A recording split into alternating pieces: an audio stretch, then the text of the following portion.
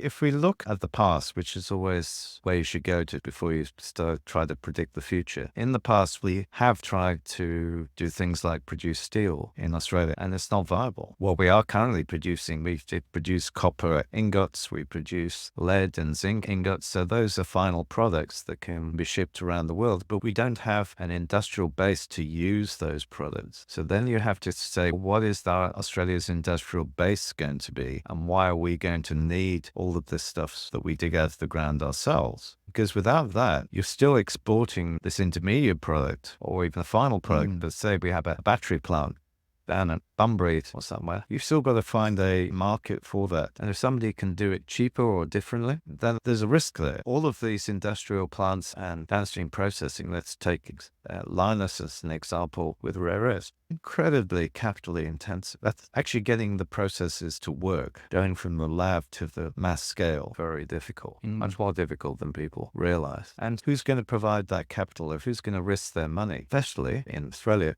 mum and dads can currently get 20% by buying some real estate. It's safe as houses. Why would you risk your money on the stock market? All of the lithium stocks and rare earth stocks that I invested in since COVID are all a fraction of what I paid them. So I've lost heaps of money. And I thought a lot of people, I'd ride this wave. I'd missed the lithium wave, but I thought rare earths, that's the next big thing. No. In fact, only yesterday I heard that Dreadnought were making jolly redundant. We're in a downwards cycle, some might even say spiral, for some of these supposedly critical mineral producers. They're either going into hibernation, or they're going bust, or they're sacking their workforces, and in some cases they may never ever come back again. There's enormous amount of money raised during that lithium boom. I think it's over $1 billion or something like that, and you've still got the same number of lithium mines, and the two Azure and Liontown's considered new. Greenbushes and Wagener's not new. No. Pilbara's, I guess, new. So that's 5 out of the 10. Only 3 of them are really mining. So that's the thing, is that each one of those is world-class mine. So I said there were 10 world-class discoveries. Now you take those 5 off the table, you only left the 5 world-class discoveries in the last 30 years. These ones were discovered by converting an existing opportunity and just changing the element. Aha, they're now going to be a lithium mine instead of a tantalum mine or a tin mine.